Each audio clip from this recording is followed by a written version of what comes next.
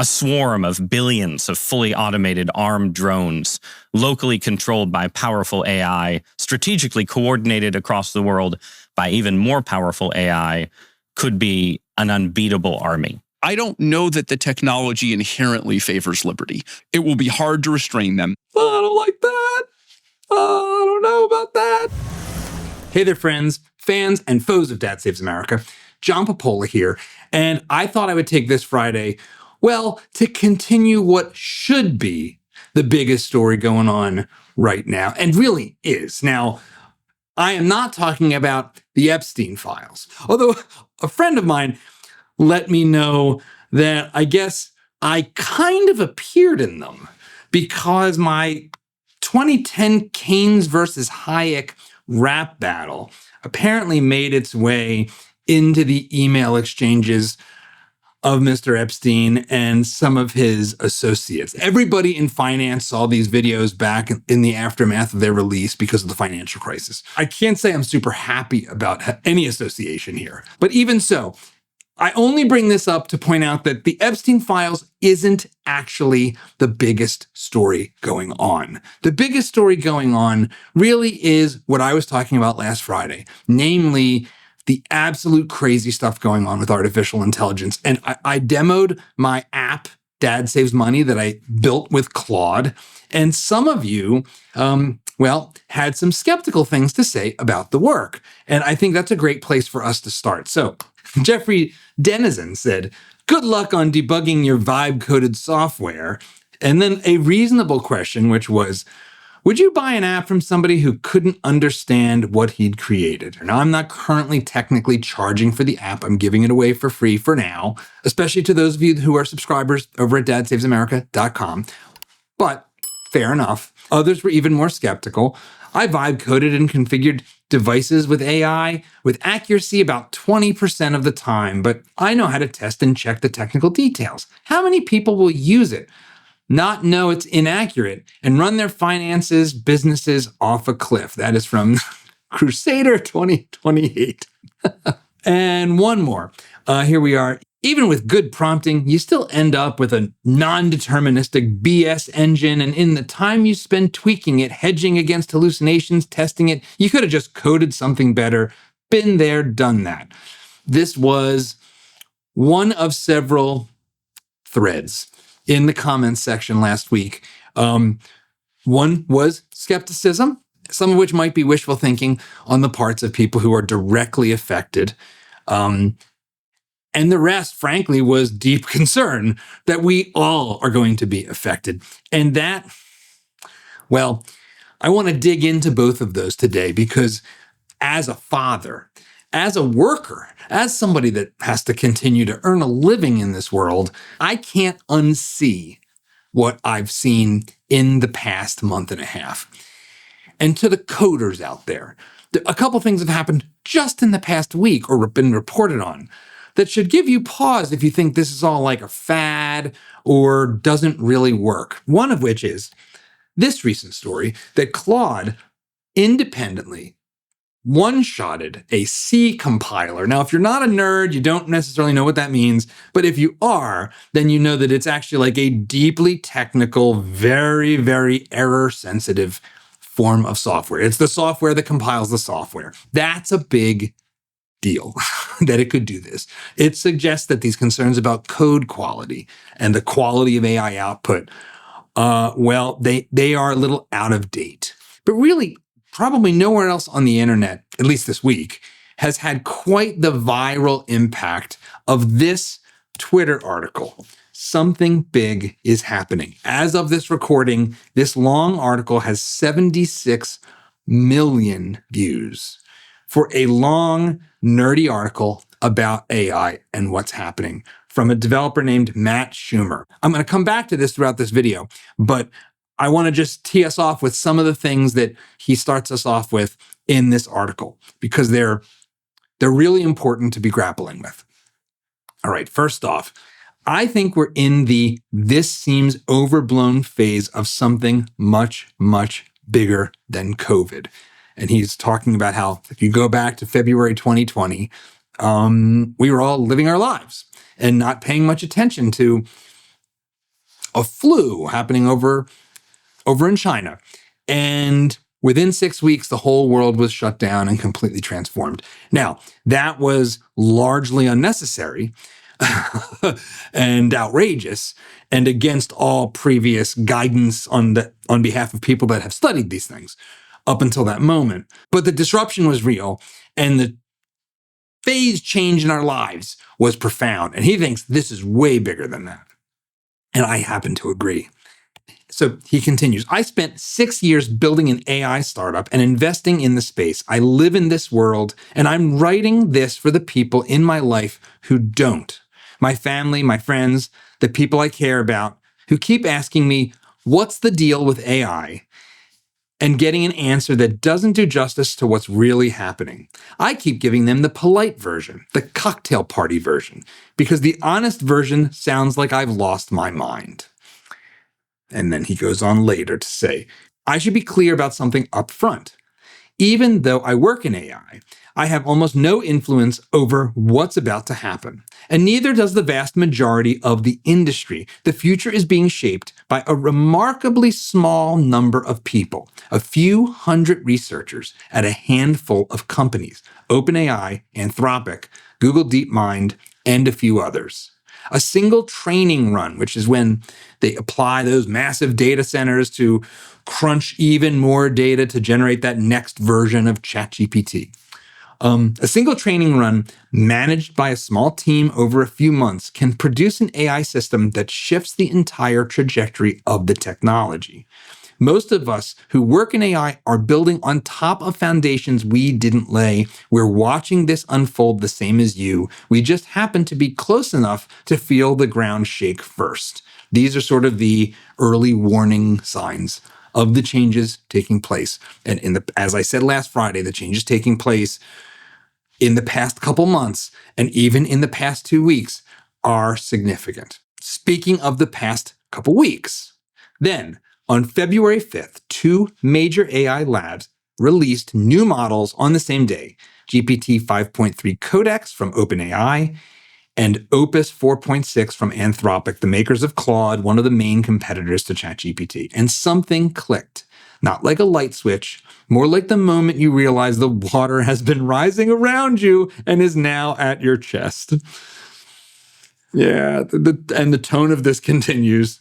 I am no longer needed for the actual technical work of my job. I describe what I build in plain English, and it just appears. And this speaks to those of you that left comments saying it's all a bunch of slop. Not a rough draft I need to fix, the finished thing. I tell the AI what I want, walk away from my computer for 4 hours, and come back to find the work is done. Done well. Done better than I would have done it myself with no corrections needed. A couple of months ago, I was going back and forth with AI, guiding it, making edits. Now I just describe the outcome and leave. And this is the step function phase shift thing that everyone in this space is talking about, and that not enough people in the broader culture are paying enough attention to. We're being sucked into the world of the news cycle and the Epstein Files, which maybe at some point I'll talk more about, but I don't really know what that has to do with being a dad or trying to live your life. So they're just creepy and horrible. But nevertheless, they are still fundamentally a distraction from the changes that will impact us and our kids. And that's what's going on in this story, this thankfully mega viral story. And this feels like a recurrent story in this topic of these AI researchers sounding alarms, but there is an intensity happening right now that is worth taking note of. So this is from CNN. AI researchers are sounding the alarm on their way out the door. There has been several exits from these big companies by people who technically, if they stuck around, would stand to be worth a lot of money, and are instead feeling terrified enough to walk away from that and leave. The world is in peril, warned the former head of Anthropic's safeguards research team as he headed for the exit.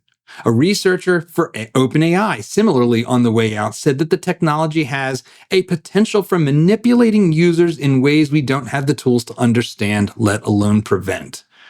They're part of a wave of artificial intelligence researchers and executives who aren't just leaving their employers. They're loudly ringing the alarm bell on the way out, calling attention to what they see as bright red flags. While Silicon Valley is known for high turnover, this latest churn comes as market leaders like OpenAI and Anthropic race towards IPOs that could turbocharge their growth while also inviting intense scrutiny of their operations. Now, of course, this is a news story. The news will always do if it bleeds, it leads. I try not to do that here, but part of being media literate is assume hyperbole if you're seeing something coming across your screen. But things here are a little weird. For example, here's one of them, Mr. Emranank. I'm probably mispronouncing that. Today is my last day at Anthropic. I resigned. Here is the letter I shared with my colleagues explaining my decision. And you can click through on the links over at dadsavesamerica.com and read this. It's not nearly as interesting as that 75 plus million blog post. But what is interesting is the comment below. I'll be moving back to the UK and letting myself become invisible for a period of time. I don't like that. I don't know about that. I want to become invisible. And even saying that, everything about that's weird. Is this a psyop? I don't know what's going on. I don't like it. Here's the CEO of Microsoft AI, Mustafa Suleyman, talking about the transformation taking place. I think that we're going to have a human-level performance on most, if not all, professional tasks. So white-collar work where you're sitting down at a computer, either being, a lawyer or an accountant or a project manager or a marketing person. Most of those tasks will be fully automated by an AI within the next 12 to 18 months. And we can see this in software engineering. Many software engineers report that they are now using AI-assisted coding for the vast majority of their code production, which means that their roles shifted now to this meta function of debugging, scrutinizing, of doing the strategic stuff like architecting, of, et cetera, putting things into production. So it's a quite different relationship to the technology. And that's happened in the last 6 months. Yeah, the last 6 months and really the last couple months have been a profound shift. And just today, Anthropic CEO Dario Amodei sat down with Ross Dohat over at New York Times. And it's an interview worth watching, and I've got some clips from it that speak to this shift taking place. The models writing code has gone very fast. I don't think it's because the models are inherently better at code. I think it's because developers are used to fast technological change and they adopt things quickly. They're very socially adjacent to the AI world, so they pay attention to what's happening in it. If you do customer service or banking or manufacturing, the distance is a little greater. And so I think 6 months ago, I would have said the first thing to be disrupted is, these kind of entry level white collar jobs like, data entry or, kind of document review for law or kind of, the things you would give to a first year at a financial industry company where you're analyzing documents. And I still think those are going pretty fast. But I actually think software might go even faster because of the reasons that I gave, where I don't think we're that far from the models being able to do a lot of it end to end. A lot of it end to end. What does that mean? Well, that means what you heard from that article. Say, make me this app that goes like this, and it gets you from that start, that dot, all the way to the end to end. Friend and futurist Balaji Srinivasan has recently talked about how these tools are more like middle to middle. Like you still got to do a lot of planning over here, and you got to do a lot of testing over here, so it's working on the middle. End to end is where things change a lot more profoundly and in ways that impact all the people quite a bit more. And what we're going to see is, first, the model only does a piece of what the human software engineer does, and that increases their productivity. Then even when the models do everything that human software engineers used to do, the human software engineers kind of take a step up and, they act as managers and supervise the systems.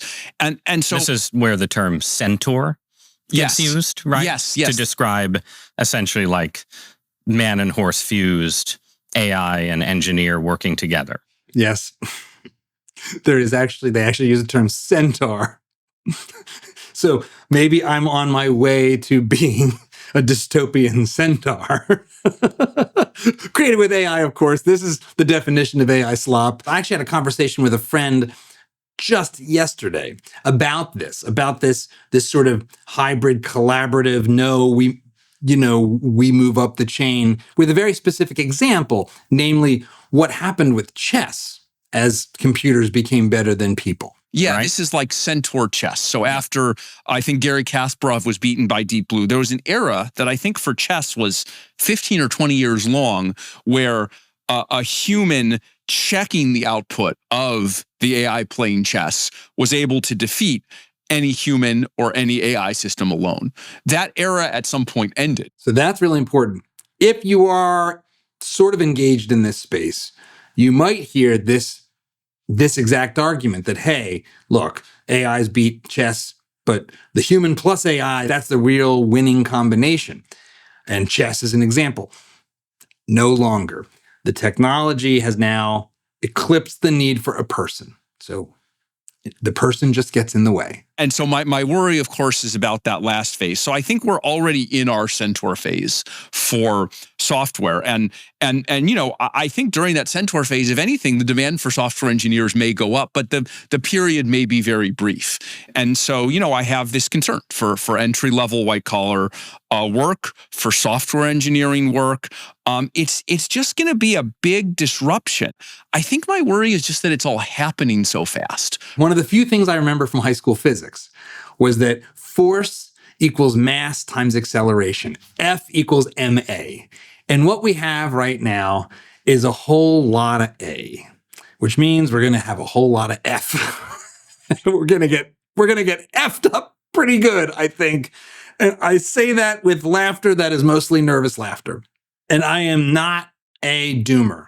I am somewhere in between. I use this stuff increasingly. I try to push myself to the limits. So how fast is this actually going? Well, again, that something big has happened article lays it out, tries to put it in context. Let me make the pace of improvement concrete because I think this is the part that's hardest to believe if you're not watching it closely. In 2022, AI couldn't do basic arithmetic reliably. It would confidently tell you that 7 times 8 equals 54, or that strawberry only has 2 R's. That was this popular test of the hallucination. It would confidently say there's only 2 R's in the word strawberry. But there's not, there's 3.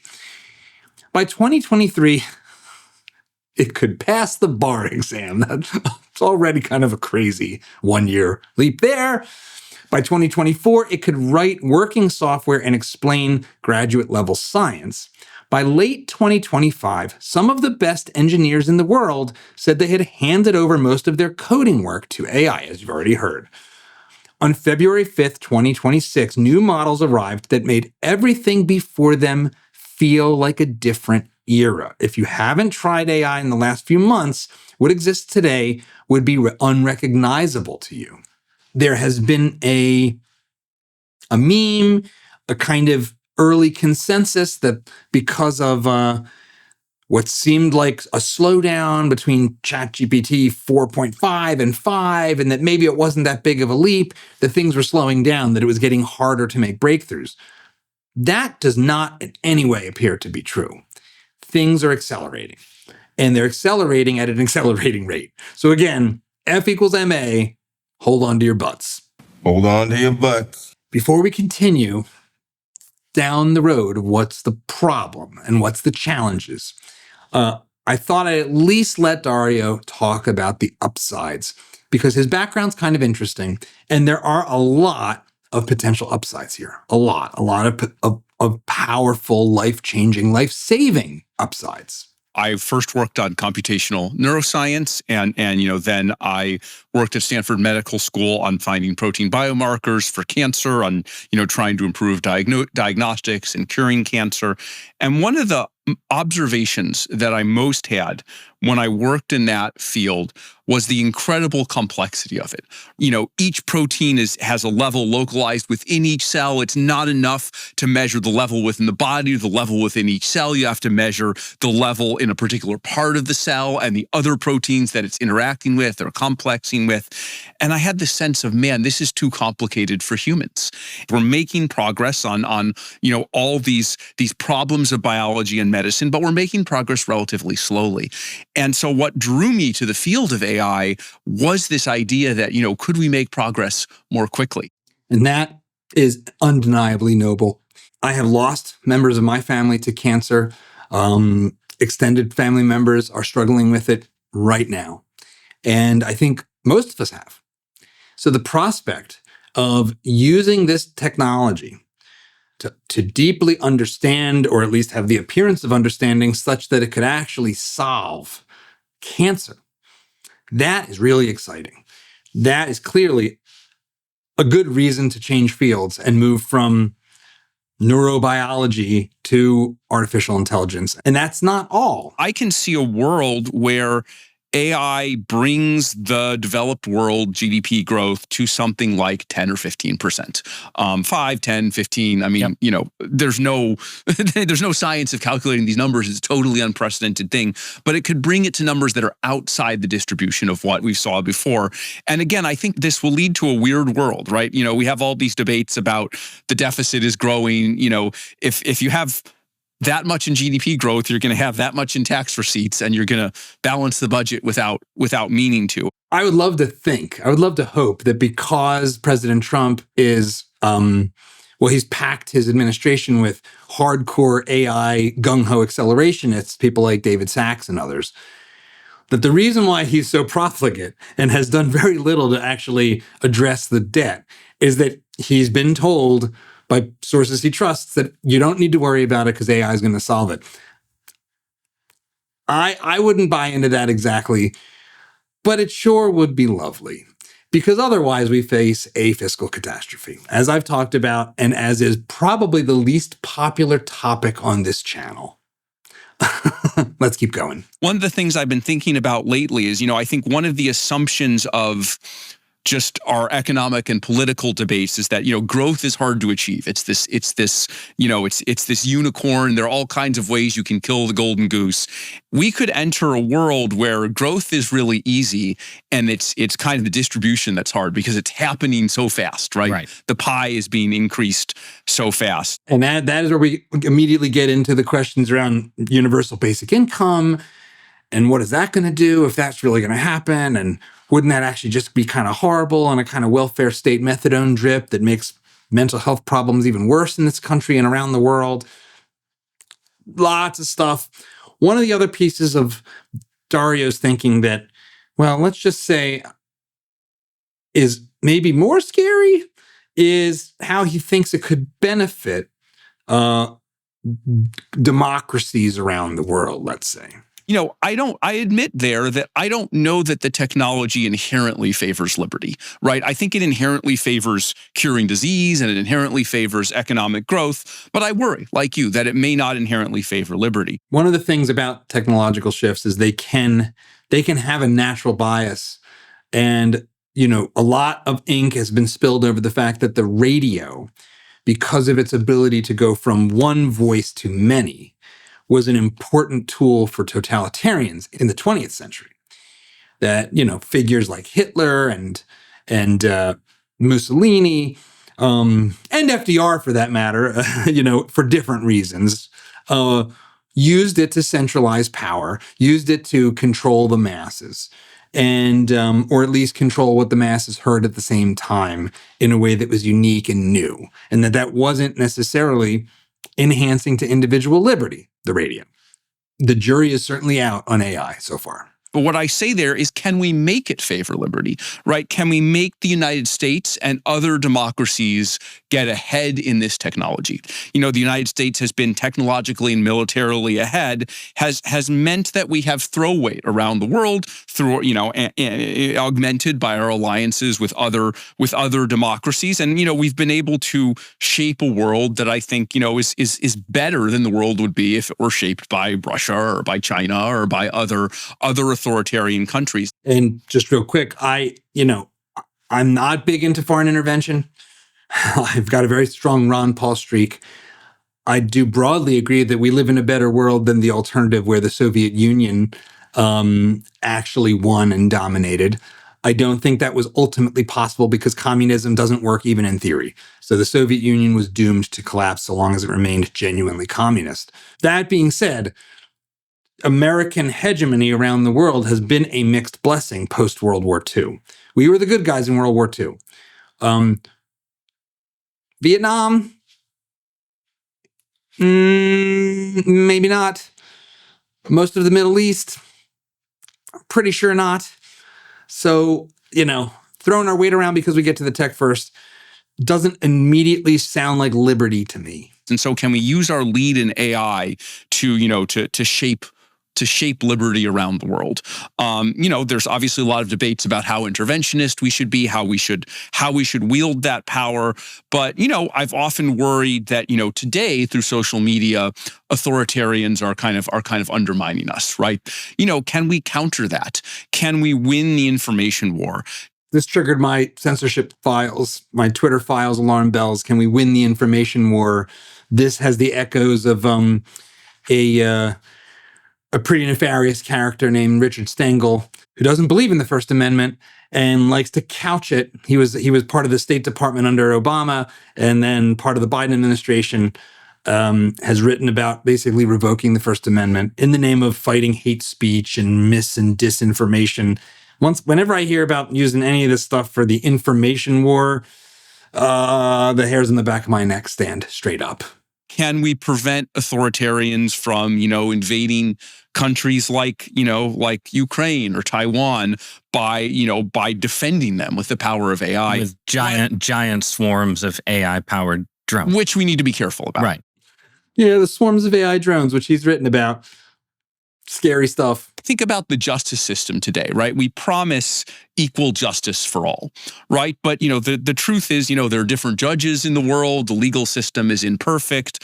I don't think we should replace judges with AI, but is there some way in which AI can help us to be more fair, to help us be more uniform, right? It's never been possible before, but can we somehow use AI to create something that is fuzzy, but where also you can give a promise that it's being applied in the same way to kind of everyone? And those are all interesting things to be thinking about beyond just that the tech makes GDP growth go up and to the right. But what we're facing with this technology, with its disruption and with the competitive pressures, has a precedent. And it's a precedent that's scary because it's the precedent of nuclear proliferation. And Dario talks about this, and I think it points to one of the things that has been at the top of my mind when it comes to all of this AI talk and competition. So let's talk about the kind of political military dimension, right? So you say, I'm going to quote, a swarm of billions of fully automated armed drones, locally controlled by powerful AI, strategically coordinated across the world by even more powerful AI, could be an unbeatable army. And you've already talked a little bit about how you think that in the best possible timeline, there's a world where essentially democracies stay ahead of dictatorships, and this kind of technology, therefore, to the extent that it affects world politics, is affecting it on the side of the good guys. And again, the good guys can become the bad guys. When you have technological supremacy, sometimes you can become the bad guys while still telling yourselves you're the good guys. And I think that's something we all need to be. Lord Acton, power corrupts and absolute power corrupts absolutely. I'm curious about why you don't spend more time thinking about the model of what we did in the Cold War, right? Where, it was not swarms of robot drones, but we had a technology that threatened to destroy all of humanity. Weapons, yeah. Right. There was a window where people talked about, the US could maintain a nuclear monopoly. That window closed. And from then on, we basically spent the Cold War in sort of rolling, ongoing negotiations with the Soviet Union. This is the closest thing I think we have to a historical analogy of the kind of technological power and the kind of power dynamics that we are facing with artificial intelligence, the nuclear arms race, mutually assured destruction. And one of the things about nuclear proliferation and the peace or the failure, the success we had, let's say, post World War II, to not have any more mushroom clouds. For starters, there were several instances where we came pretty darn close to having mushroom clouds, more than one. So there might be another timeline where it didn't work out quite as well as it did. And I think that leads us, in hindsight, to tell a story of a kind of robust, mutually assured destruction equilibrium where nobody's crazy enough to launch a nuclear attack because they know it would ultimately lead to their own destruction as well. But we came darn close to the Cuban Missile Crisis. There was an error that was only prevented by a singular Russian military man who decided not to launch because essentially their systems were saying they were under ICBM attack by the US, and it just turned out to be sun flares on a reading machine. So we came darn close. But I think this is different in different ways, and Dario explores some of the differences that might be going on and where we have strategies that could work and where we don't. Let's look at something like the Biological Weapons Convention, right? Biological weapons, they're horrifying. Everyone hates them. We were able to sign the Biological Weapons Convention. The US genuinely stopped developing them. It's somewhat more unclear with the Soviet Union. But, biological weapons provide some advantage, but it's not like they're the difference between winning and losing. And because they were so horrifying, we were kind of able to give them up. Having, 12,000 nuclear weapons versus 5,000 nuclear weapons, again, you can kill more people on the other side if you have more of these, but it's like we were able to be reasonable and say we should have less of them. But if you're okay, we're going to completely disarm nuclearly and we have to trust the other side, I don't think we ever got to that, and I think that's just very hard, unless you had really reliable verification. So I would guess we'll end up kind of in the same world with AI, that there are some kinds of restraint that are going to be possible, but there are some aspects that are so central to the competition that it will be hard to restrain them. And it's worth remembering that two things. Number one, the past 50 years plus have also sent a signal, and that signal has been that a country with nuclear weapons is in better shape to avoid being attacked than one without. So North Korea is still standing, despite being kind of a disaster, a totalitarian hellhole. Because they have a nuke. We're not going in there. We're not going in there the way we went in with, say, Venezuela recently. The same was not true of Venezuela and of Libya, who we just took out Muammar Gaddafi pretty much right after he agreed not to pursue nuclear weapons. The same kind of stuff and the same kind of calculus is going on with Iran. And this stuff's all complicated. I have mixed feelings about all of it, but you can at least say you understand why countries like Iran would want nukes based on the history. So even non-proliferation sort of actually ultimately encouraged it. This is the dark side that doesn't get talked about quite enough, about the success of the post-war rules-based international order. We've had proliferation. So the second piece is, the game that you play with nuclear war is different than the game you play with AI, because it is mutually assured destruction. And the game here, the game factor, is the thing that I keep coming back to when I think about so many things happening in our world right now. Game theory, and specifically the prisoner's dilemma. This is actually a way of thinking about problems like this, problems like the fact that here sits Dario Amodei at Anthropic, arguably the most concerned, at least on paper, and cautious CEO of these handful of companies driving AI. But he's still driving it as fast as he can. He seems to be stuck, perhaps, in the prisoner's dilemma.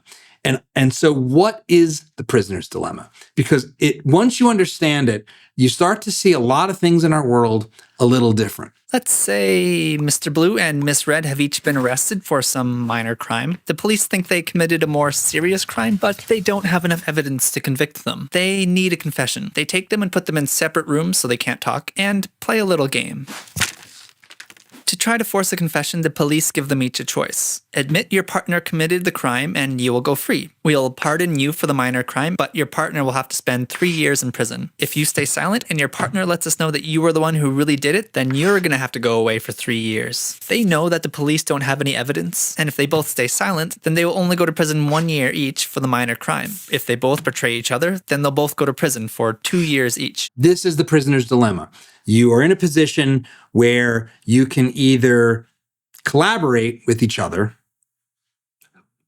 arms treaty, for real, not sneaking, or you can defect and turn on each other and lie. Partner can do one of two things: stay silent or betray. Staying silent would be cooperating, and betraying would be defecting. If they both stay silent, then they each spend a year in prison. If one betrays and the other stays silent, then the betrayer goes free and the silent spends 3 years in prison. So this is the dynamic here. You do have individually a benefit of defecting, right? Each of them has a benefit of defecting. You might not go to jail at all. And who wants to go to jail for a year? But it doesn't quite work that way. They both betray, then it's 2 years each. So what are they going to do? Well, they should cooperate. That's the best option for the group if we add the total number of years in prison. But let's take it from Red's perspective. If she thinks Blue is going to stay silent, then she should betray so she can go free. Going free is better than spending a year in prison. If she thinks he's going to betray her, then she should definitely betray. 2 years in jail is better than 3 and being made a fool of. Blue is in the exact same situation and will think the exact same thing. He should betray if she stays silent, and he should betray if she betrays. They should have both cooperated, but from an individual standpoint, they notice they could always gain by defecting, if they have no control over what the other person's going to do. So they'll both defect to try to better their own situation, but come away not only hurting the group, but themselves. Individually, they're worse off than if they both cooperated. So this is the prisoner's dilemma, a situation in which two parties are locked in a kind of, it's a sort of like Chinese handcuffs situation where you can cooperate and there will be costs to the cooperation, but they will be the least worst choice, or they might even be technically the best, but in these cases, it tends to be the least worst. Or they can try to win and do even better and probably end up by being purely self-interested in an even worse spot for both. And in the aggregate. This is one of the centerpiece theoretical frameworks that actually came out of the Cold War and the emergence of trying to grapple with nuclear proliferation. That was the context for game theory being developed in this way. I asked the AI robot to build a little one of these things so we could try it out. Okay, so here it is. A little prisoner's dilemma game. A classic game theory paradox. Two partners in crime are arrested and separated. Do you stay silent, cooperate, or betray your partner, defect? And in the case of AI, it's like, do you agree to certain rules like we won't let our AIs develop biological weapons, or do you cheat and keep putting the pedal to the metal even though you said you were not going to do that? And there's a bunch of different strategies. I'm going to just set the strategy for the opponent to random. And let's play the game, shall we? Okay, so here we are. And it has the little matrix there. So cooperation is probably the right way to go, right? But will I win? Let's see. I'm gonna try just cooperating every time. Cooperate. Okay, next round. Cooperate. Uh-oh. The other guy defected, so now he's got more points than me. Cooperate. He defected again. Okay, now he cooperated, but he's way ahead. I'm just gonna keep going. I'm just a nice guy. I'm just a trusting guy. I'm gonna keep cooperating and see where it gets me. It got me to a devastating defeat. So I was a sucker. I was a pushover. That didn't work. Okay. China won. Chinese Skynet destroyed America. Let's play again one more time. Okay, here we go. I'm going to keep it at random. And this time I'm going to change it up and try to be a little more strategic and see if I can get an advantage. Because obviously the other side of the game wasn't playing along. And this is one of the things that's interesting about game theory is the static theory. You just have that one moment to make the choice tends to favor both people not coordinating, not cooperating, turning on each other because it's one play. But most things in this world are games that we keep playing over and over again. Every time we have an interaction, the games of negotiating with our clients for our rates, for our services, the game of am I going to go back to the same hairdresser? The game of life is a game of repeated interactions. It's not one-offs mostly. Okay, this time, let's see. I'm going to start off with cooperation. So far, so good. Okay. Maybe he's a sucker. I'm going to try to defect, see if I can get some more points. Oh, I did that. Now I'm ahead. Let me try it again. Oh, man. This guy's a sucker. I can keep going. Defect. All right. Defecting. Oh, no. Now they defected. Can I? No. Keep going. Okay. It's pursuing a very benevolent strategy, and so I am cleaning the clock, although by not as much. This is the dynamics of game theory, and the challenge of it is, what is the winning strategy? What is the strategy that leaves you on top, or ideally leaves both players better off or less worse off? And it turns out there are strategies that lead to better outcomes, and they're actually quite morally profound, in fact. It's not in game theory, and the prisoner's dilemma is actually not a story of how terrible human nature is, although that is how it tends to be talked about. If you've ever heard about this explained, it's actually, when you look a little deeper, a story of the nature of human cooperation and the warnings of when it goes wrong. So a man named Robert Axelrod was one of the first to actually test the different strategies of game theory to try to see which ones lead to the best outcomes. And what he produced really enriched our understanding of the kinds of games that can be a win-win. And I imagine initially it'd be sort of like computer chess, where you need a pretty complicated program to play a sophisticated game. But in fact, it was not like that at all. It was the simplest strategy that did the best. So I analyzed how that happened. Axelrod found that all the best performing strategies, including tit for tat, shared 4 qualities. First, they were all nice, which just means they are not the first to defect. So tit for tat is a nice strategy. It can defect, but only in retaliation. The opposite of nice is nasty. That's a strategy that defects first. So Joss is nasty. Out of the 15 strategies in the tournament, 8 were nice and 7 nasty. The top 8 strategies were all nice. And even the worst performing nice strategy still far outscored the best performing nasty one. And the reason why my nice strategy didn't seem to work is because I don't really know what I'm doing. So I wasn't pursuing much of a strategy at all. The second important quality was being forgiving. A forgiving strategy is one that can retaliate, but it doesn't hold a grudge. So tit for tat is a forgiving strategy. It retaliates when its opponent defects, but it doesn't let defections from before the last round influence its current decisions. Friedman, on the other hand, is maximally unforgiving. After the first defection, just from the opponent would defect for the rest of the game. Okay, that's it. no mercy. And that might feel good to do, but it doesn't end up working out well in the long run. And, I can't help but think about some of the ways President Trump handles negotiation. I wonder where he falls on the game theoretic scale. I don't think nice is quite it. I don't think nice is part of the art of a deal.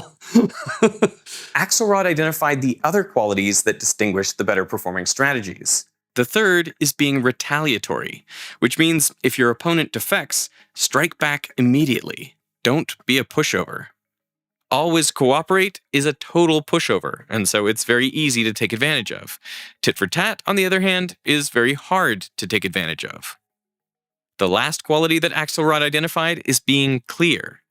Programs that were too opaque, that were too similar to a random program, you couldn't figure them out because they were so complicated. It was very hard to establish any pattern of trust with a program like that because you couldn't figure out what it was doing. Not you. I mean, the other programs it was playing couldn't figure them out. And so they would end up more or less defaulting to thinking every turn is like the last time I'm going to see you, so I might as well defect. And that, too, is an important lesson. And one that I think some of the erratic nature of President Trump's governance doesn't always help is trust. Trust works. Trust gets earned, and trust can be broken.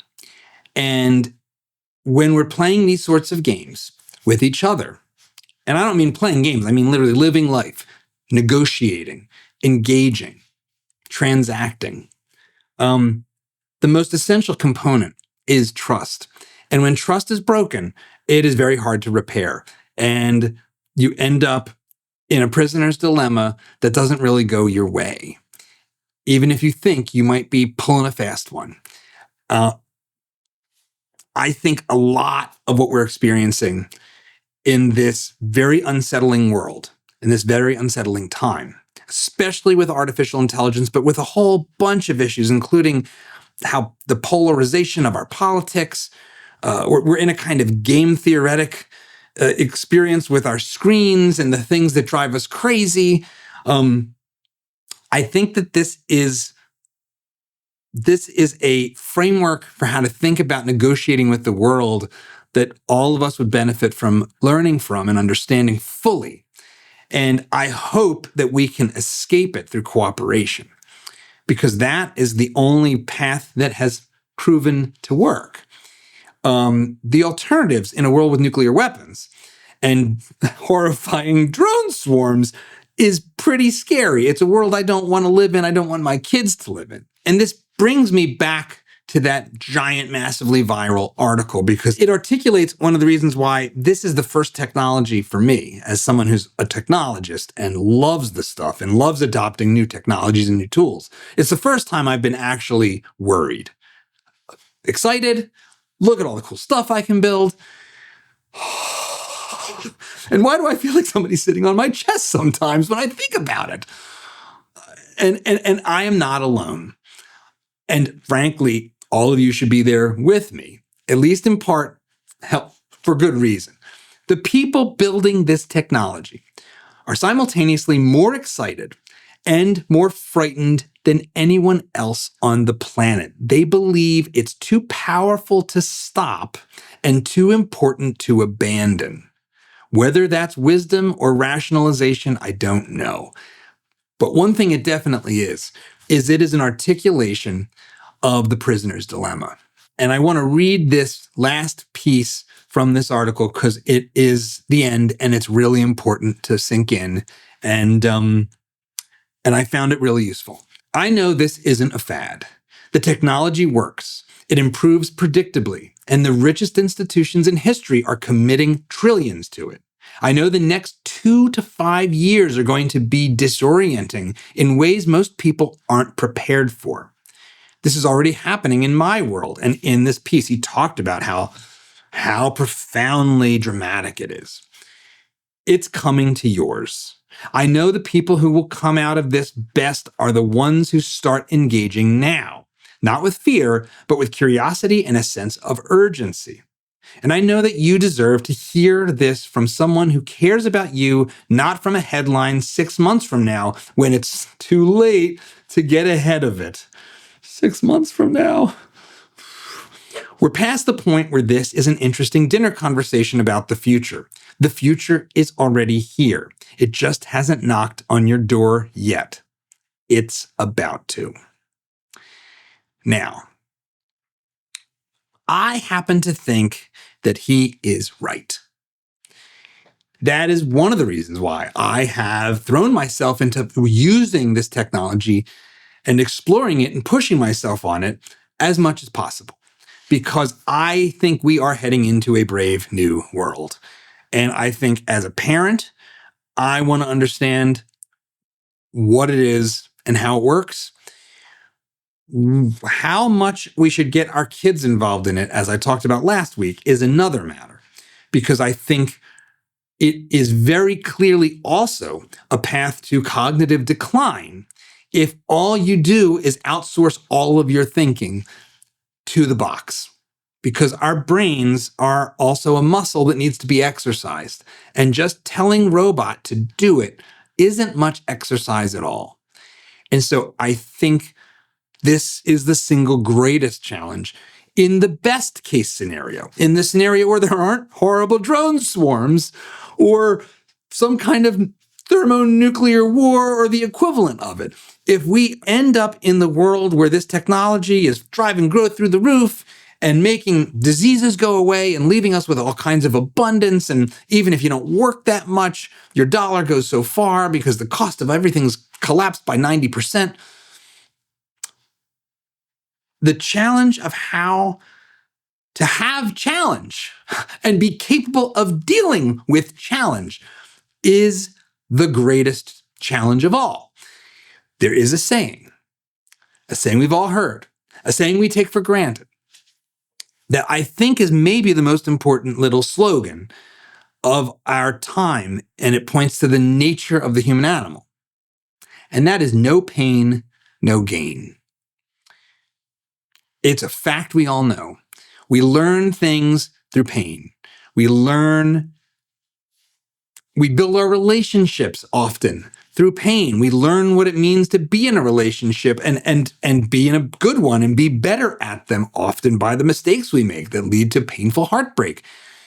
One of the things I worry about so much, that I think all of us do, is that there is enough distractions and there's enough sort of aimless stimulation for our kids from video games, from pornography, from social media, to give them what feels like a game worth playing, but is nothing.